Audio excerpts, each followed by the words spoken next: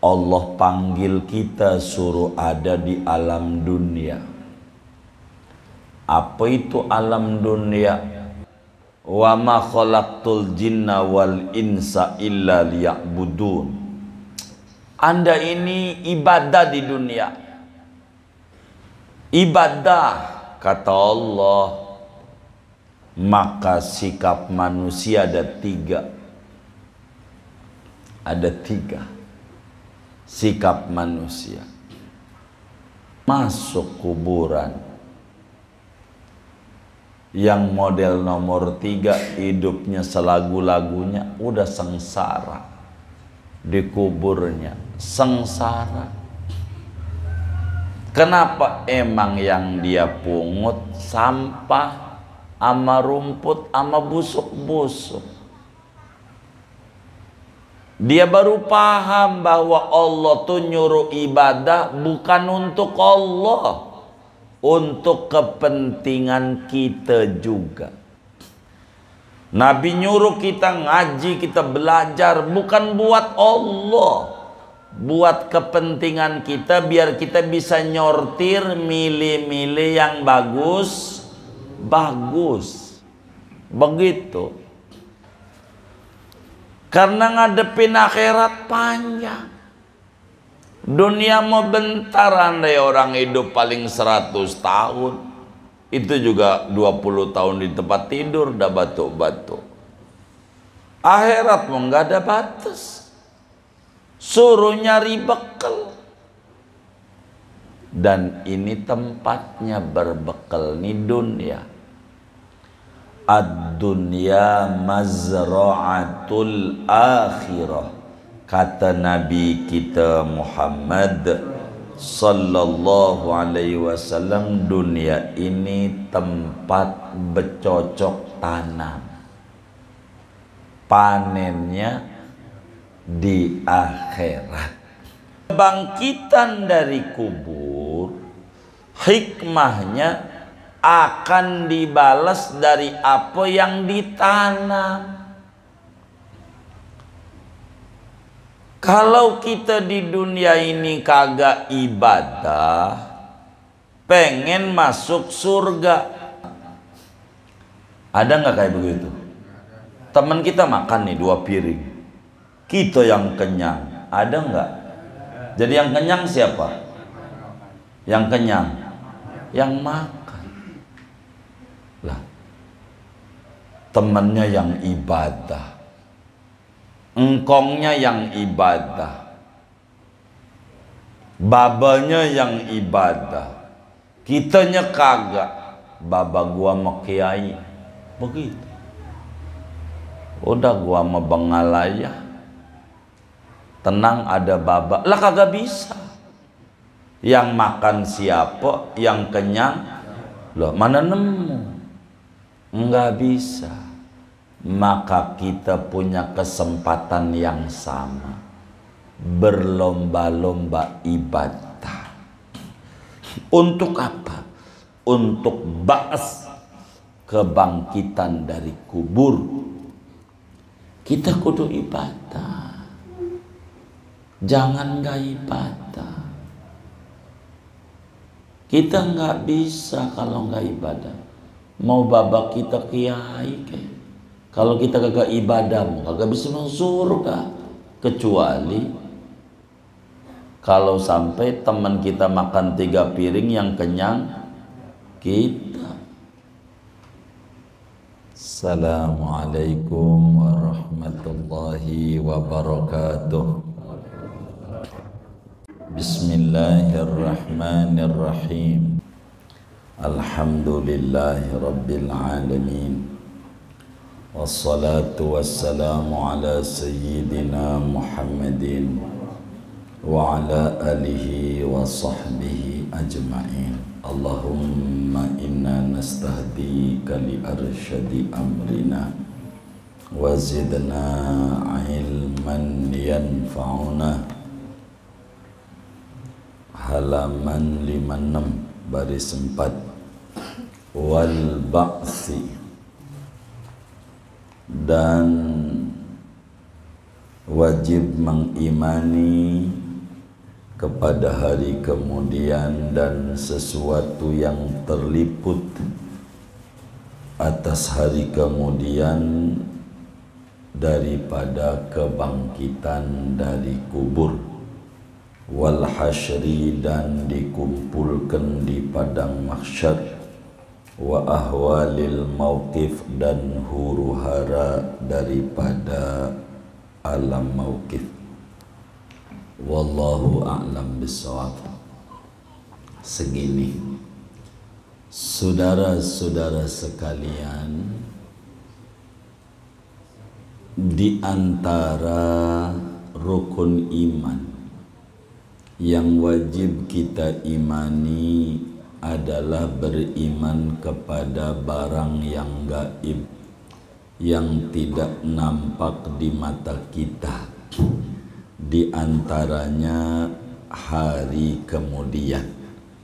Maka rukun iman yang kelima itu adalah kita orang wajib percaya adanya hari kemudian dan juga hal ihwal yang ada pada hari kemudian, di antaranya kebangkitan dari kubur.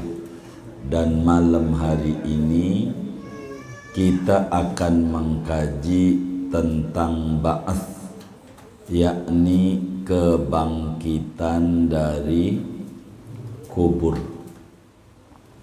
Artinya orang yang umurnya 15 tahun ke atas, akalnya sehat, wajib tertanam di dalam hati sanubarinya keyakinan yang kuat, keyakinan yang bulat, keyakinan yang mantap bahwa kebangkitan dari kubur itu benar-benar ada. Kita wajib yakin, seyakin-yakinnya bahwa kebangkitan dari kubur itu benar-benar ada. Di dalam surat Yasin, surat yang banyak dibaca oleh kaum muslimin, bahkan surat yang disuruh dibaca untuk orang yang sudah wafat oleh Nabi besar Muhammad sallallahu alaihi wasallam. Dalam hadis yang sahih Nabi sampaikan, Ibnu Hibban riwayatkan di dalam sahih Ibnu Hibbannya, iqra'u ala mautakum Yasin, bacakan surat Yasin untuk orang yang telah mati kalian. Orang yang udah meninggal tuh dibacain surat Yasin. Yang nyuruh Nabi. Nyampe nggak kira-kira? Dari mana taunya? Nggak balik lagi. Kalau Nabi nyuruh, nggak mungkin suruhannya sia-sia. Kalau nggak ada manfaatnya, buat apa? Nggak mungkin Nabi nyuruh perkara yang sia-sia. Hasya wa kalla. Ilokan. Atau ilokan nggak? Begitu. Surat Yasin itu ada 83 ayat. Di antaranya berbicara kebangkitan dari kubur. Allah bilang, qalu ya wailana man ba'asana mim marqadina hadza ma wa'adar rahman wa sadaqal mursalu. Mereka berkata, ya wailana, duhai celakanya kami, man ba'asana mim marqadina, sopo ini yang bangkitin kami dari kuburan ini. Begitu artinya kebangkitan dari kubur benar-benar ada. Al-Quran bilang. Maka muslim yang benar, muslim yang baik, tertanam di dalam hati sanubarinya keyakinan kuat, keyakinan mantap, keyakinan yang benar. Dia beriman bahwa kebangkitan dari kubur benar-benar ada. Bagaimana prosesnya? Begini. Jadi sesudah kiamat itu datang, mati semua orang. Mati. Semua orang mati. Jadi yang di laut pada ke gunung. Karena air lautnya tumpah, disebutnya tsunami. Jadi pada lari ke gunung yang tinggalnya di pantai. Pengen apa? Pengen selamat. Dia kagak tahu tuh. Yang di gunung lari juga ke pantai. Sebab gunungnya meletus. Batu-batunya pada jatuh. Pengen selamat dari gunung, nyari yang jauh dari gunung, yaitu pantai. Jadi orang hiruk pikuk kalau udah kiamat datang. Pada mati tuh semua makhluk, kagak ada yang hidup. Wa nufikha fis suri fasa'iqa man fis samawati wa man fil ardi illa man syaa Allah. Ketika sangkakala ditiupkan, mati yang di langit yang di bumi kecuali beberapa makhluk yang Allah tidak kehendaki mati langsung, yaitu 4 makhluk. Jibril, Mikail, Israfil, Azrail. Enggak mati tuh waktu ditiupin sangkakala tuh, masih hidup. Lalu ditanya sama malaikat Azrail, Azrail, ada berapa yang masih hidup? Sebagaimana yang kau tahu ya Rabb, ada 4. Jibril, Mikail, Israfil. Lah 3 sama saya. 4. Begitu. 4. Maka kemudian itu matiin Israfil, mati. Tanya lagi, ada berapa yang hidup? 3. Iya, Jibril, Mikail, ya saya. Matiin Mikail, mati. Tanya, tinggal berapa makhluk yang hidup? 2. Jibril sama saya. Jibril matiin, Jibril mati, cabut nyawanya Azrail. Allah tanya sama malaikat Israel, masih adakah yang hidup? Masih ada ya Rob. Berapa? Atu. Siapa? Saya. Maka ketika Israel itu doangan yang hidup, ada 2 riwayat. Satu riwayat Allah yang matiin Israel. Satu riwayat lagi dijelaskan Israel suruh nyabut nyawa sendiri.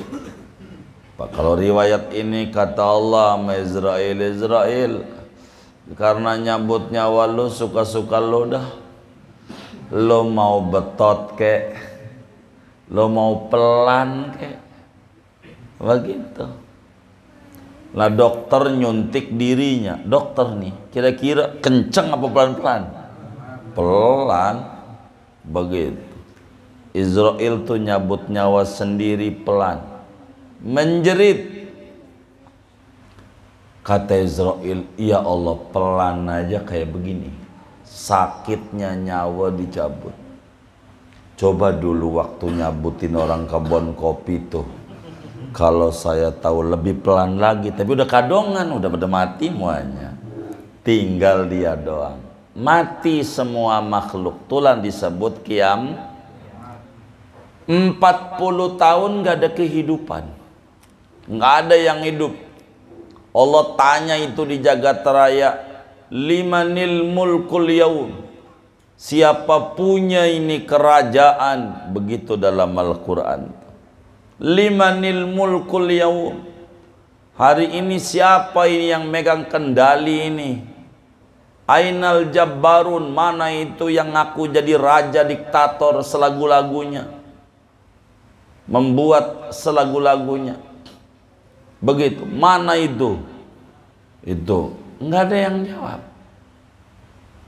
Mana itu yang dulu menangin kakak? MK. Mana itu yang dulu menangin adik? MA. Begitu ditanya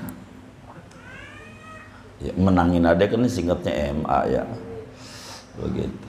Kagak ada yang jawab. Orang yang zalim, yang apa raja di jagat raya ini, orang pada mati semuanya.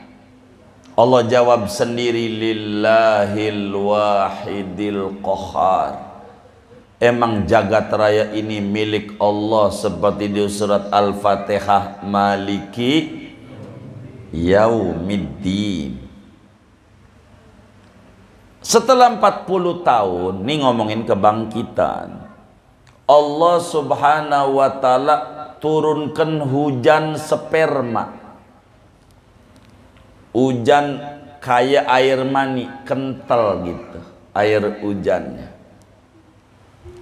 Maka dari situ tuh hujan tuh, orang mulai bakalan hidup. Kita orang nih nggak ada yang hancur daripada badan kita, muanya hancur. Yang enggak hancur cuman ajabud dzanab, tulang ekor. Tulang ekor ini nggak hancur.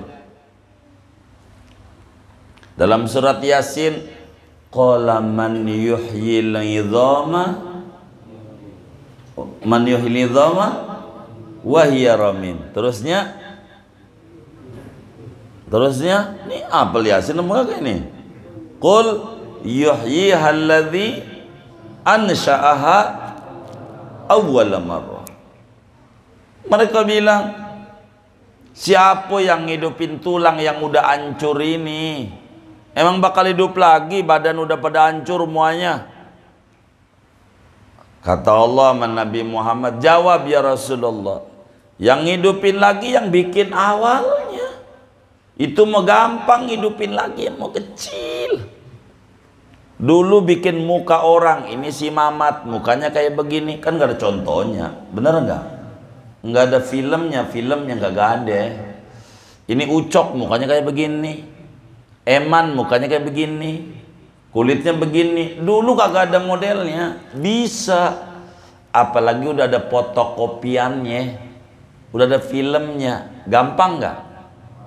Gampang nggak? Lebih gampang, tinggal masukin aja, just udah jadi. Dulu waktu buat kita nggak ada gambar-gambarnya bisa, apalagi kita udah ada modelnya kayak begini nih. Lebih gampang. Dari mana tuh hidup laginya? Dari tulang ekor. Tulang ekor kita ini nggak hancur. Karena tulang ekor ini kalau kapal namanya black box, box hitam. Itu dari situ tuh bakal kebaca tuh semuanya. Itu nyontoh orang tuh, orang daripada tulang ekor. Dari situ tuh si Mamat mukanya kayak begini nih. Udah deh, jadi gampang. Hidup orang, hidupin lagi, namanya ba'ats, kebangkitan dari kubur. Yang mula-mula dibangkitin oleh Allah adalah Nabi besar Muhammad sallallahu alaihi wasallam. Sesudah malaikat yang 4 nih hidup lagi, cari Nabi Muhammad kuburannya, lah rata. Kebun kopi sebelah mana ya? Nggak temu Jibril juga. Untung ada cahaya dari bumi nembus ke langit. Oh itu kuburan Nabi. Pecah dah tuh kuburan. Hidup. Nabi tanya, Jibril mana umatku? Tuh coba. Bangun dari kubur aja yang dicari umatnya. Begitu. Umat yang mana? Yang ngingkari cucunya. Begitu. Umatnya. Begitu. Mana umatku, mana umatku, kata Jibril, belum ada yang hidup, baru engkau doa.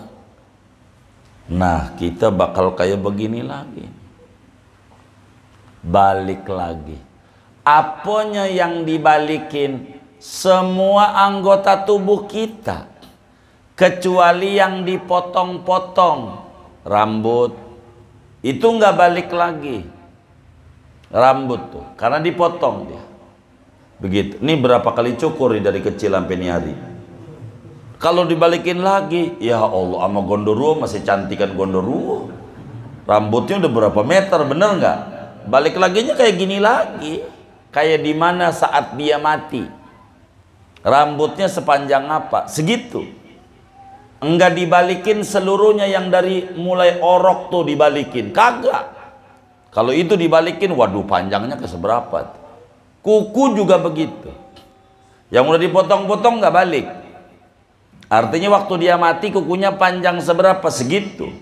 Kalau dibalikin lagi dari kecil, udah berapa kali motong kuku ini? Hah? Udah berapa kali ini? Halo, kedengeran apa kagak ya? Udah berapa kali? Waduh, gak kehitung. Kalau dibalikin panjang gak itu? Ya Allah, bisa 5 meter. Ini gak dibalikin. Kayak begitu. Bangkit tuh dari kubur, balik kayak gini. Kalau kaki diamputasi, itu balik tuh.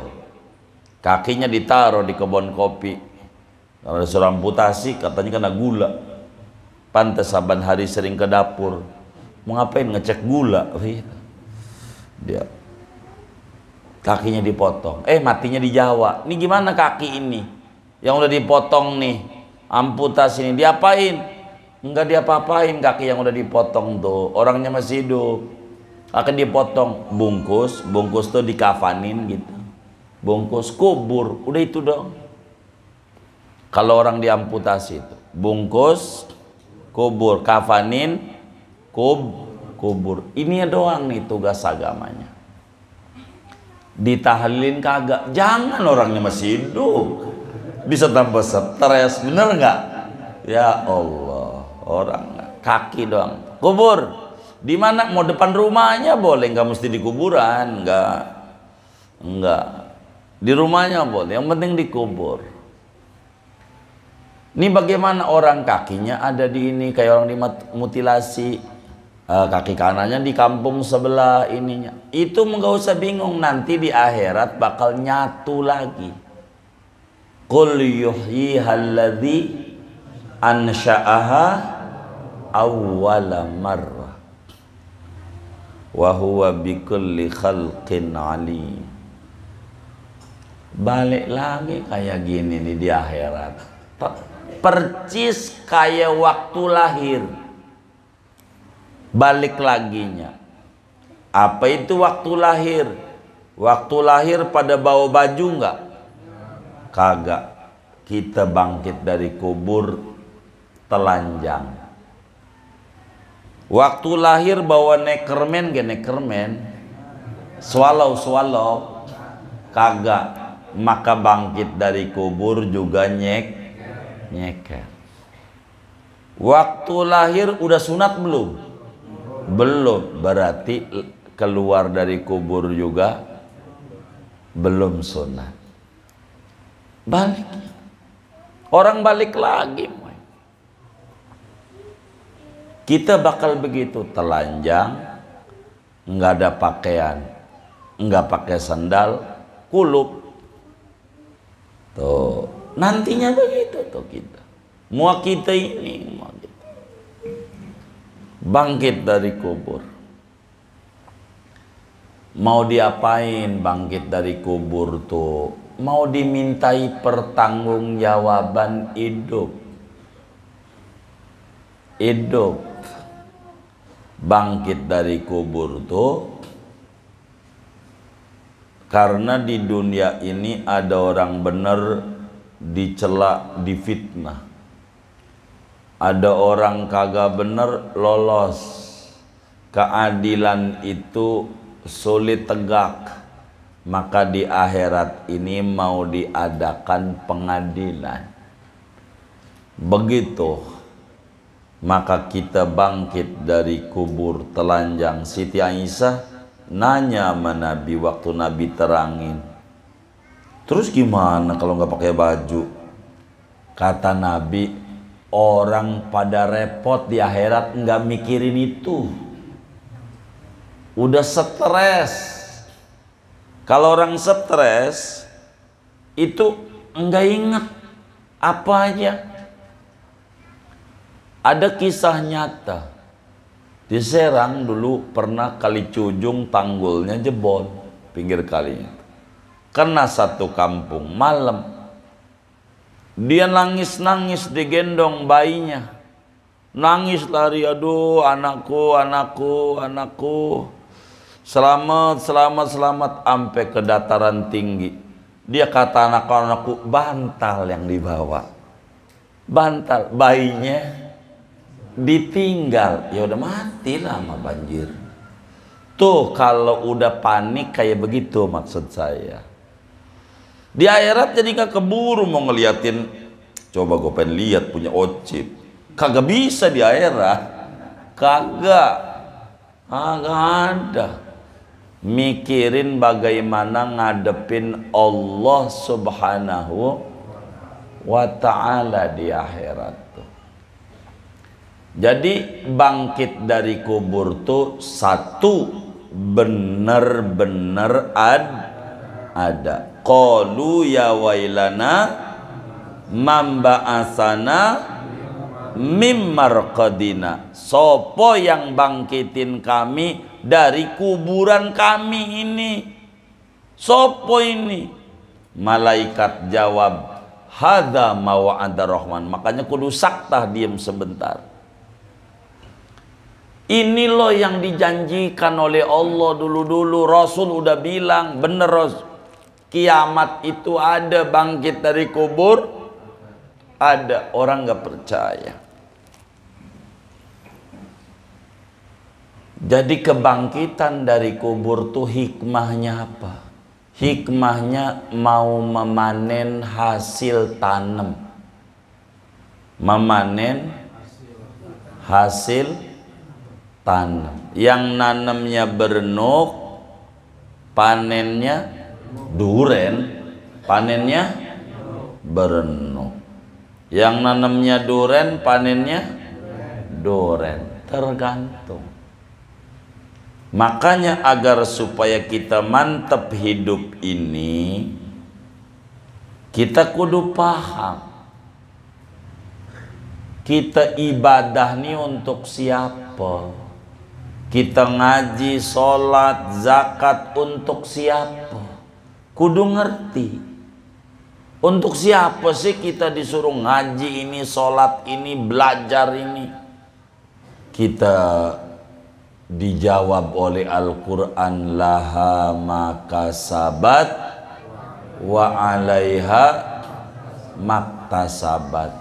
Ya, untuk diri, bukan untuk Tuhan. Enggak, Allah mah kaya raya. Makanya sering cerita nih, biar gampang saya mau dongengin tentang hikmatul ba'si. Hikmah adanya kebangkitan dari kubur untuk membalas yang baik dibalas baik, yang buruk dibalas buruk. Ada dongeng begini. Dulu ada raja punya menteri 3. Raja ini punya menteri 3. Kata raja, kirim WA di grupnya. Nggak ada di kitabnya WA tuh, nggak ada. Tum saya aja itu. Dibilangin menteri ini suruh datang ke istana. Begitu. Kirim di grup. Siaran. Menteri datang. Maka 3 menteri ini datang ke istana raja. Kata raja, Kata menterinya, ada apa Paduka Raja? Perintah. Apa yang harus kami kerjakan? Kata raja, saya ini lagi ngidam, pengen makan apel. Ngidam tuh apa ya? Ngidam tuh, tahu ngidam nggak? Apa? Kepengenan banget. Ngidam. Kalau pengen doang nggak disebut ngidam. Kalau ngidam banget, sampai ditakut-takuti karena banget. Kalau nggak dituruti, anaknya ngiler. Bener nggak? Dikata begitu anaknya. Jadi laki juga baru pulang kerja nih dari Indomaret, kok siap. Takut apa? Ngiler ya. Gara-gara apa tuh? Ngidam ya. Ngidam. Memang ada yang kerja di Indomaret kok ini. Jadi kata raja, saya ini ngidam pengen makan apel. Ente ambil apel. Tuh karungnya. Ada karung gede banget, coklat, ada hijaunya tuh garisnya. Namanya karung goni. Tahu karung goni nggak? Karungnya gede banget. Karung gede. Ambil kamu apel di kebun apelku. Kata raja sama menteri yang tiga-tiganya. Lalu menteri kerjakan titah raja. Cuman modelnya ada 3. Ya 3 menteri ini macem-macem pikirannya. Kata menteri yang pertama, ini raja nyuruh ngambil apel karena raja lagi ngidam. Saya mau mempersembahkan kepada raja yang terbaiknya. Maka menteri yang pertama ini ngambil apelnya lama banget. Dilihat-lihat, ada ulernya, buang. Lihat busuk, buang. Bagus, ambil, masuk. Maka dari pagi asar baru penuh itu karung. Karena milih.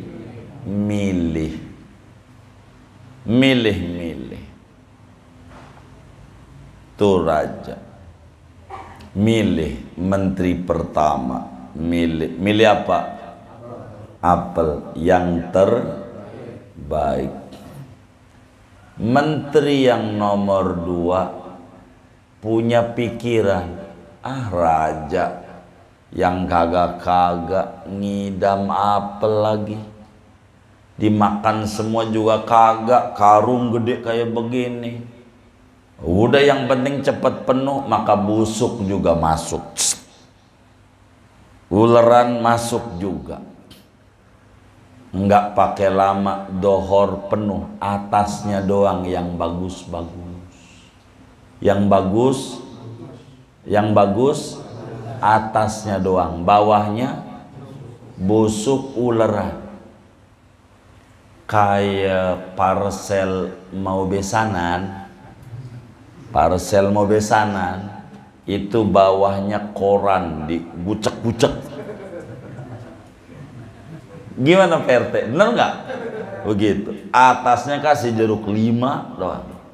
Tapi bawahnya ini kesannya gede banget. Tinggi. Padahal isinya ya koran. Mana yang membuat parcel model begini nih malam ini ngaji juga lagi orangnya. Tuh begitu. Jadi dohor udah penuh. Gara-gara apa tuh? Iya, busuk juga dimasukin, campur. Menteri yang nomor 3 pikirannya lebih parah. Raja yang kagak aja ngidam apel lagi, di rumahnya juga di istana banyak makanan macem-macem, dimakan juga orang. Alah, ini yang kagak aja. Udah maka dia membawa rumput masuk. Sampah itu daun-daunan masuk juga, masuk.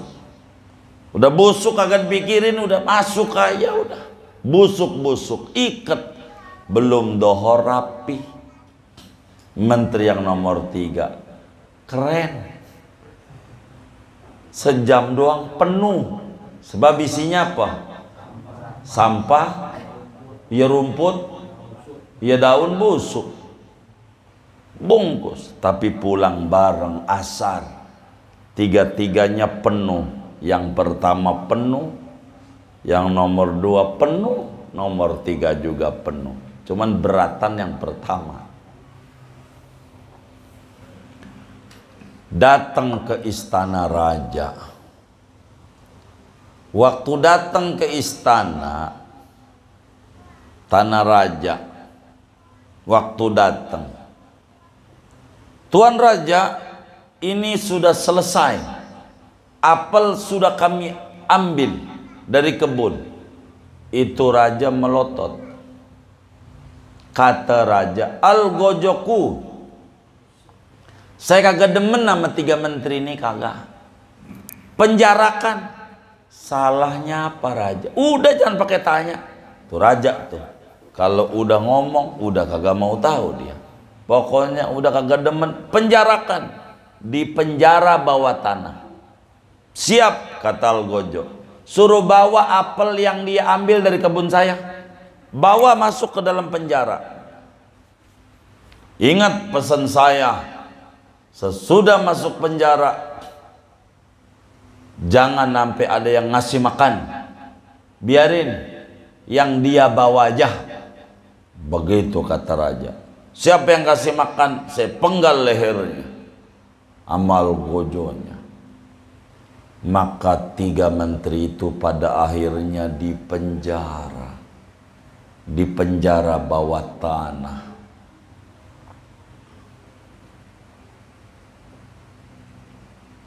Tiga hari berikutnya, menteri yang nomor 3 modar.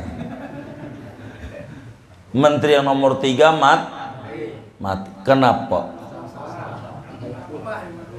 Iya, loh, gua kayak kuda gitu.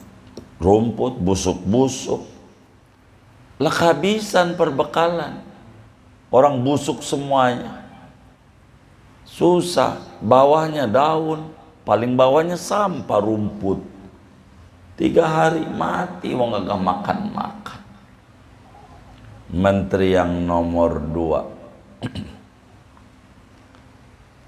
pegel, kudu milah-milih, ambil lagi, busuk, buang, perut perih juga, uleran, buang, bagus, makan, lumayan seminggu bertahan.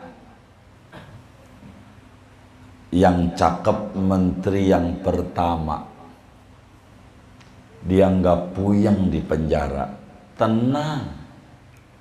Kenapa? Hah? Iya, bagus-bagus. Semua juga bekalnya banyak nih. 3-tiganya penuh karungnya. Kenapa yang pertama ini bertahannya lama? Bagus-bagus, enggak puyeng.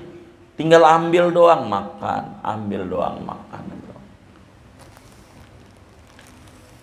Akhirnya pas di penjara 3 menteri ini paham. Ternyata raja itu nyuruh bukan buat raja, buat kepentingan menteri-menterinya. Raja mah kagak butuh, raja cuman pahamnya udah kadongan di penjara. Jadi menteri yang nomor 3 modar duluan. Gara-gara apaan? Gara-gara apa? Iya, salah masukin rumput sama daun-daunan sama busuk semuanya. Nah, begitu juga kita. Allah panggil kita suruh ada di alam dunia. Apa itu alam dunia? Alam dunia itu kebun apel. Biar gampang aja. Alam dunia itu kebun apel. Kata raja, wa ma khalaqtul jinna wal insa illa liya'budun. Anda ini ibadah di dunia.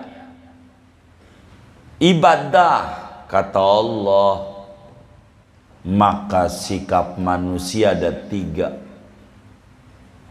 Ada tiga sikap manusia. Kata raja, penjarakan, maksudnya kuburin karena umurnya udah habis. Ini biar ngerti nih, saya gampangin sebetulnya. Masuk kuburan yang model nomor 3 hidupnya selagu-lagunya udah sengsara, di kuburnya sengsara. Kenapa? Emang yang dia pungut sampah ama rumput ama busuk-busuk. Dia baru paham bahwa Allah tuh nyuruh ibadah bukan untuk Allah, untuk kepentingan kita juga. Nabi nyuruh kita ngaji, kita belajar bukan buat Allah, buat kepentingan kita, biar kita bisa nyortir, milih-milih yang bagus, begitu. Karena ngadepin akhirat panjang. Dunia mau bentar, andai orang hidup paling 100 tahun, itu juga 20 tahun di tempat tidur dah batuk-batuk. Akhirat mau nggak ada batas, suruh nyari bekal. Dan ini tempatnya berbekal nih dunia. Ad-dunya mazra'atul akhirah. Kata Nabi kita Muhammad sallallahu alaihi wasallam, dunia ini tempat bercocok tanam. Panennya di akhirat. Jadi Allah nyuruh kita ibadah kayak raja tadi nyuruh ngambil apel. Bukan buat kepentingan raja, enggak. Kepentingan dia di penjara. Kalau tahu udah bener semua, maka bangkit dari kubur nggak kelihatan. Kalau udah kelihatan, ya kiamat. Kalau jagoan semuanya yang hidup, musuh mati semua, the end, film habis, bener nggak? Lah dunia, maukah dia orang ngaji, mau kagak ngaji, mukanya begitu sama aja. Tapi nanti di akhiratnya terbelah 3 kayak tadi itu kita. Nah, kebangkitan dari kubur hikmahnya akan dibalas dari apa yang ditanam. Kalau kita di dunia ini kagak ibadah, pengen masuk surga, bisa. Bisa. Ibadah kagak, sholat kagak, mabok-mabokan mulu pengen masuk surga, bisa. Kapan? Bisanya kapan? Saat temennya makan 2 piring, yang kenyang kita. Ada nggak kayak begitu? Teman kita makan nih 2 piring, kita yang kenyang, ada nggak? Jadi yang kenyang siapa? Yang kenyang, yang makan. Lah, temannya yang ibadah, engkongnya yang ibadah, babanya yang ibadah, kitanya kagak. baba gua sama kiai begitu. Udah gua sama bengalaya tenang ada baba lah, kagak bisa. Yang makan siapa, yang kenyang loh, mana nemu, nggak bisa. Maka kita punya kesempatan yang sama, berlomba-lomba ibadah. Untuk apa? Untuk ba'as, kebangkitan dari kubur. Kita kudu ibadah, jangan nggak ibadah. Kita nggak bisa kalau nggak ibadah. Mau babak kita kiai ke, kalau kita kagak ibadah, kagak bisa masuk surga. Kecuali kalau sampai teman kita makan 3 piring yang kenyang kita. Emang nggak ada lagi? Ada juga. Kecuali kalau nemu gagak putih warnanya, baru bisa. Ada nggak? Oh kagak ada. Iya berarti kagak ada. Kita kudu ibadah, nggak bisa. Kita nggak ibadah, nggak bisa. Kalau di dunia bisa, kita kagak ibadah, kagak bener. Babak kita demen tahlilan, mana tukang mimpin lagi. Kan kita kebagian berkatnya ya. Akhirat nggak bisa. Faman ya'mal misqala dzarratin khairan yara, syarran yara.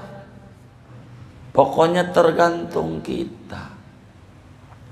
Maka hikmah ba'as, kebangkitan dari kubur, kepercayaan itu mendidik kita agar supaya hidup ini berjalan normal dan benar adanya. Kalau pengen masuk surga, syaratnya kudu ibadah.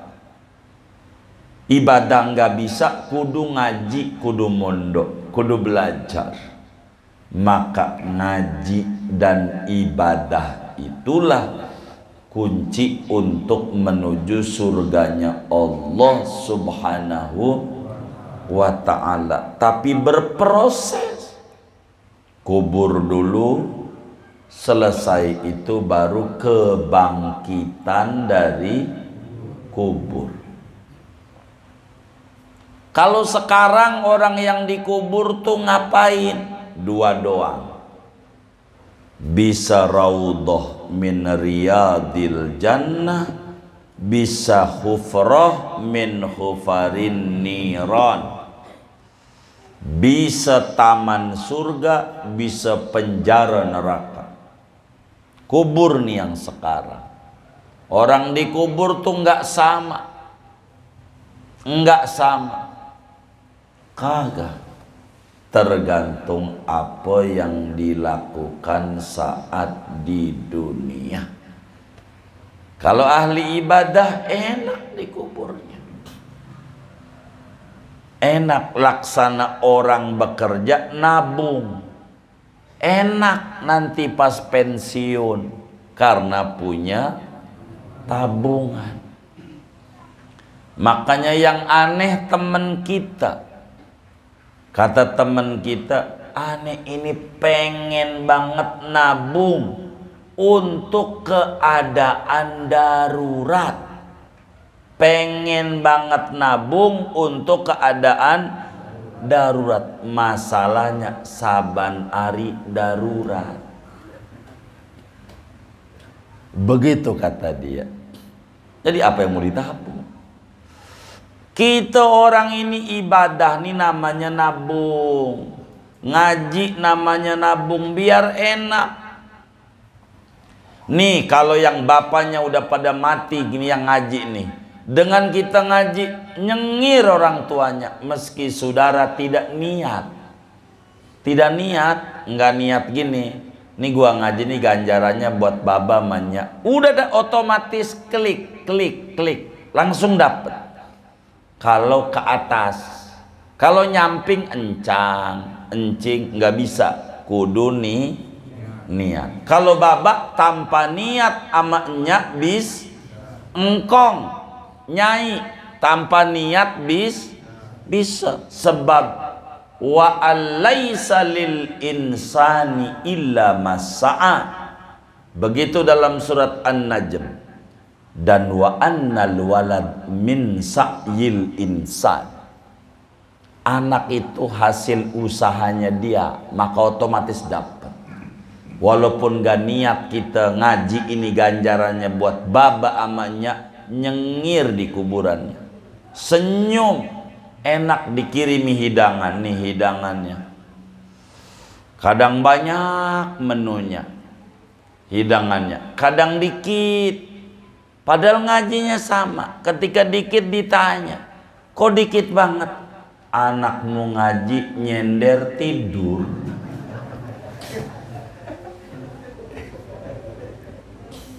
Jadi dikit dapatnya, dikit.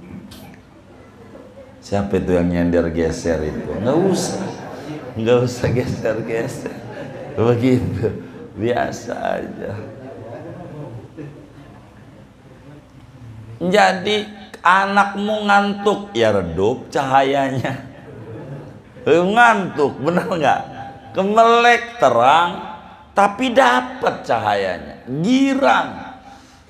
Ya Allah, gua kagak sia-sia ngelahirin tuh orok. Ternyata alhamdulillah pas gua mati dia demen hadir majlis taklim. Makasih ya Allah. Begitu orang tua kita dikubur, beneran kayak begitu tuh. Dengan kita ngaji kayak gini nih, girang orang tua kita dikubur, girang,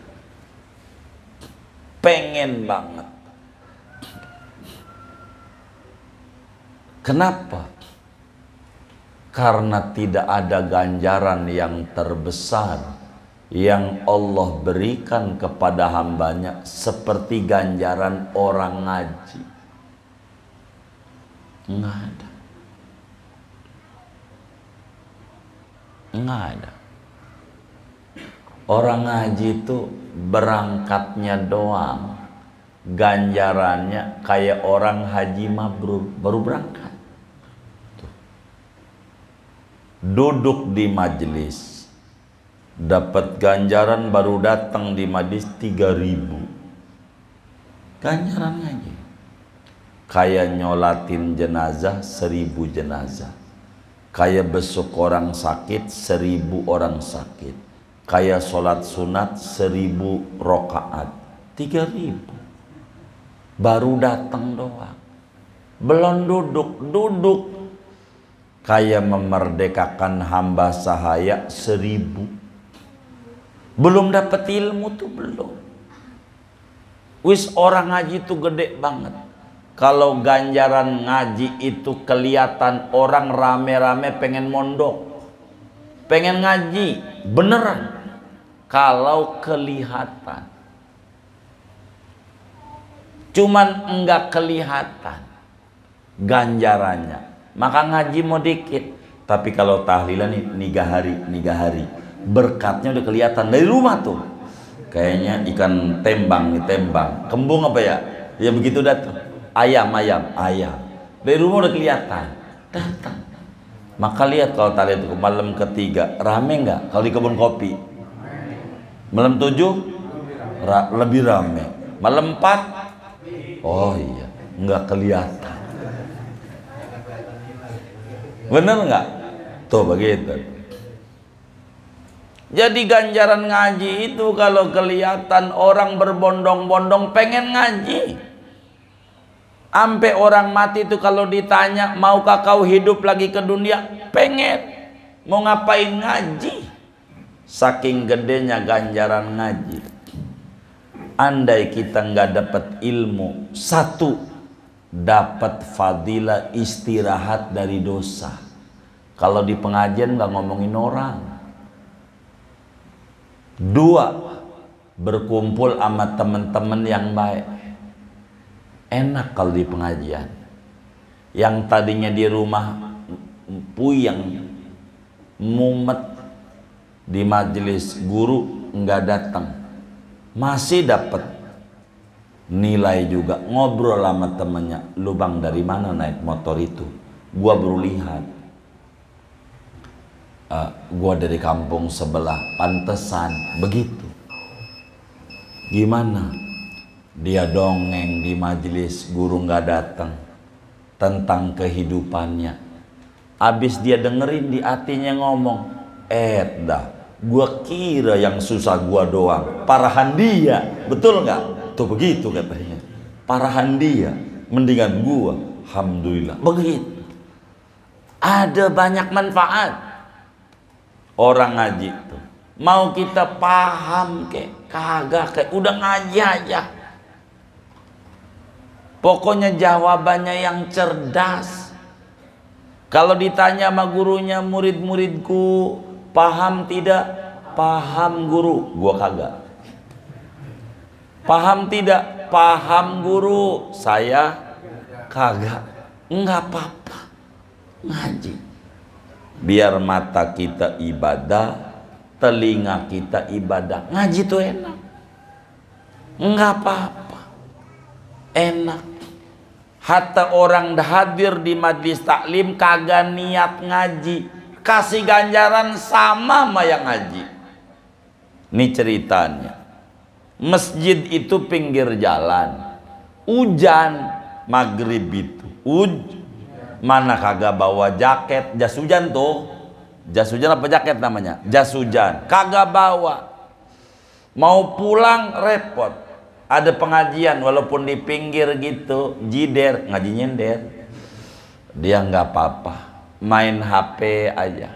Kadang kupingnya denger, nggak niat ngaji, karena pengen pulang. Malaikat nanya, ya Rob, ini si fulan ini kasih ganjaran apa kagak? Kasih aja. Dia kagak niat ngaji. Orang niatnya karena pengen pulang, karena kehalang gara-gara hujan aja. Udah kasih aja. Begitu kata Allah. Berapa ya Rob ganjarannya? Kata Allah, samain aja tuh sama yang serius. Loh, ini kagak niat, samain. Emang apa ya Rob? Humul qawmu la yashqa bihim jalisuhum. Kata Allah, itu perkumpulan, kagak sial orang yang duduk di situ, kagak. Kalau bahasa kebun kopinya, kat sama malaikat Allah, borongan. Apaan? Borongan. Jeruk busuk kumpul di peti sama jeruk-jeruk bagus. Ada harganya enggak? Berapa? Sama yang apa? Tuh. Ngaji tuh untung. Maka enggak apa-apa. Ngaji untung. Buat apa? Bekal di akhirat. Beruntung orang yang demen hadir di majelis ilmu. Ngaji jangan nggak ngaji. Guru masih apa kek? Guru boleh mati, guru boleh ganti. Ngaji mesti terus. Sebab ini nyelamatin nama kita. Orang ngaji itu kuburannya jadi luas nantinya. Manfaat orang ngaji. Bahkan di dalam kitab An-Nawadir diceritakan, ada orang ditanya sama malaikat Jibril di akhirat, mau masuk neraka nih, amalnya buruknya banyak, sehingga mau dimasukin ke neraka.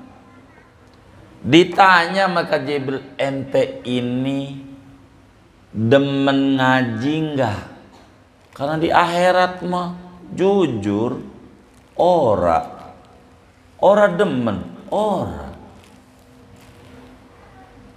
Udah mau di bibir neraka ditanya, apakah kamu demen sama orang yang orang itu demen ngaji? Dia mikir, iya ada, saya punya tetangga saya itu demen banget ngaji. Gue sih agak pernah ngaji. Kalau tahlilan berempat sering pakai balak 6 double it, pakai batu baterai sama benang tuh di kupingnya miring-miring. Begitu. Saya punya tetangga demen ngaji. Saya demen sama dia. Kata Allah, Jibril, bilangin sama tetangganya yang dia demen tuh, yang tukang ngaji, beri syafaat sama dia.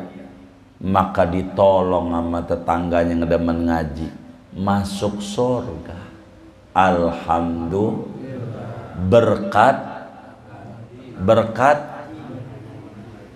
Berkat demen ama orang yang tukang ngaji, walaupun kitanya enggak ngaji.